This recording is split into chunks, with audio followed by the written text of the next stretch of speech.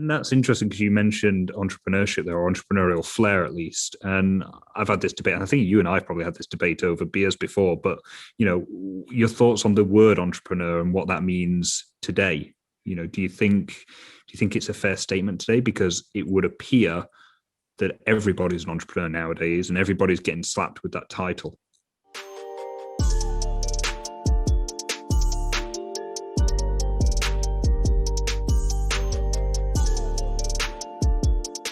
Oh, it really annoys me, actually. I think entrepreneur now is a title people give themselves when they want to make a lot of money and have quick success. They define themselves as an entrepreneur. That might be a little unfair, but I think the definition of an entrepreneur to me is somebody that takes risks, launches a business, creates a product or service, employs people and creates value, and over time build a business.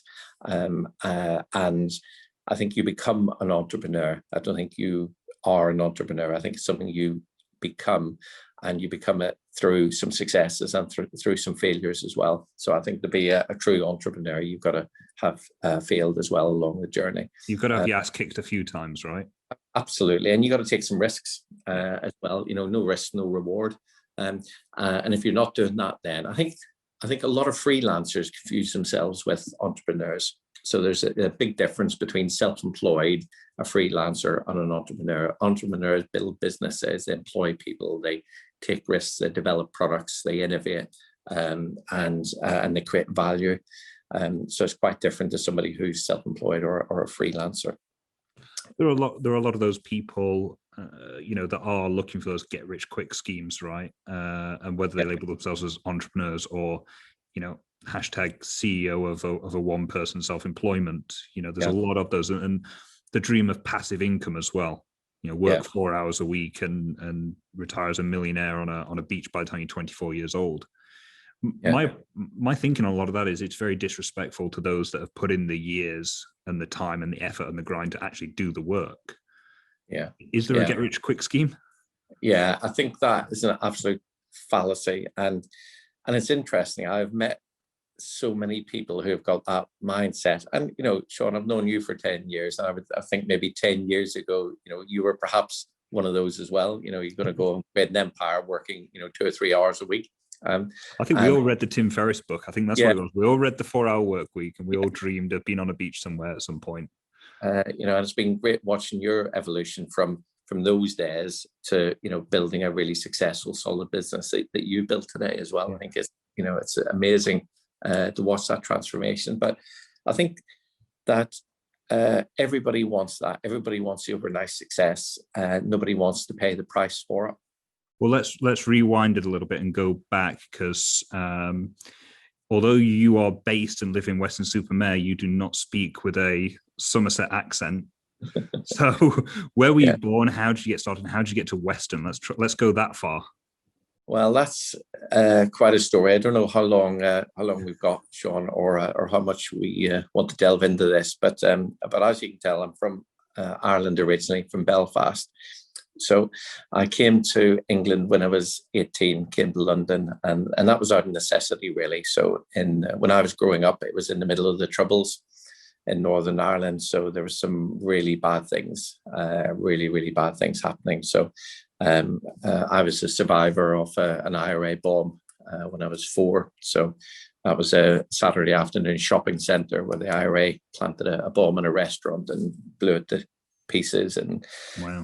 Lots and lots of casualties and fatalities. So that was 4 years old. That was sort of my life, really. So and then a few years later, seeing my brother go through something similar, and lost an arm and a leg, and ended up in a wheelchair for the rest of his life. So that kind of upbringing is quite traumatic, really, and you either embrace it or you either become part of that, and that becomes your norm, or you change it, or you've got to change it. So at 18 years old, I thought, no, I'd want to be a part of this.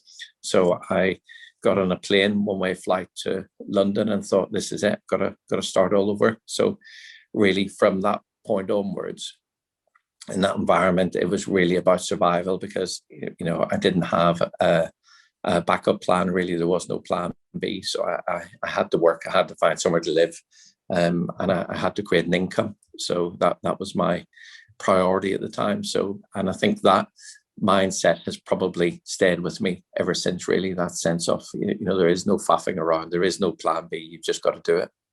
Well, you've obviously grown multiple businesses, successfully scaled up. What about the bad side of things? I mean, negatives, mistakes. Have you made any huge mistakes? Has there been anything where you've gone, oh, shouldn't have done that? Yeah, I mean, that's a fact of life. Yeah. So, I've failed more times than I've succeeded, I would say. Luckily the successes outweigh the failures in terms of size. But certainly over the years, there's been a lot of failure. And actually, what I would say now, looking back, is that if I hadn't had those failures, I would definitely not be where I am today, because I have definitely learned more about failures, or I've learned far more about success from the failures than I ever have from the success. So for example, one small example, I acquired a business many years ago. It was a hugely loss-making business. I felt I could turn it around really quickly, and actually on P&L I did. What I hadn't realized, because I didn't do sufficient due diligence, was that the building had a ticking time bomb with a lease, and when we came to the end of the lease, there was a huge dilapidations claim, and it was of such a scale that we couldn't fight it, and that triggered a series of events that ended up me losing that business.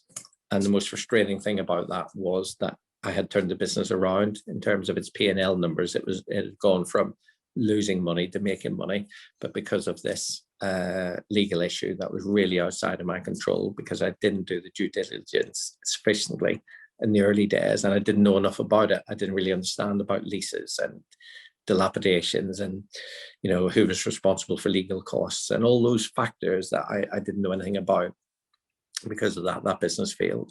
So at the time, it was a huge failure, and it was a huge setback for me personally. But as a result of that, now I'm now paranoid about contracts and due diligence and leases, and actually probably as a result of that is the reason that I buy our properties now. So whatever we do, we buy them. The idea, I think we've got one tiny leased office because it's really convenient, but we bought, for the last 10 or 12 years, we bought all our office blocks and we own everything.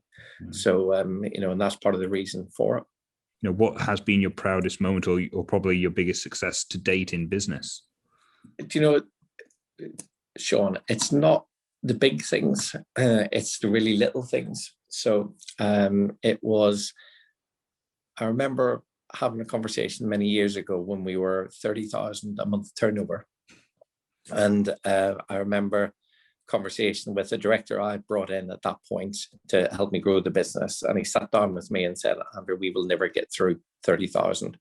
I've thought long and hard about this. I'm looking at the market, our customers, what we're doing. We will never get through that 30,000 barrier. I think what we're better off doing is maybe merging with another company, or maybe looking to do something else altogether. And we'll never get through that 30,000 barrier. And then I remember the first time we passed 300,000, thinking, yeah. So that was quite a milestone. I think the other milestone is picking up the keys the first time we bought a property, an office block. It was a huge mental thing for me, because I'd lost business previously because of leases and dilapidations. So I think all our wins have, the highlights have actually been quite, other people would look at them and say, wow, there's nothing wow about that. There's nothing to impress me about that. But I think in terms of personal, sense of achievement, or sense of feeling amazing, was the first ever Business Leader Awards that we hosted.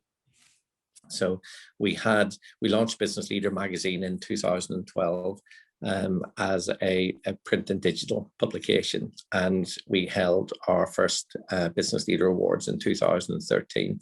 And to be up on stage as the host and organizer of the event and to present awards to these incredible businesses, I think that was probably a major milestone for me, and huge sense of achievement. And then, but now looking back, it was tiny. It was 200 people in a little hotel outside of Bristol, and now we're hosting a scale of awards with nearly 1,000 people in Park Lane in London. So it's a world apart, but actually that's my fondest memory.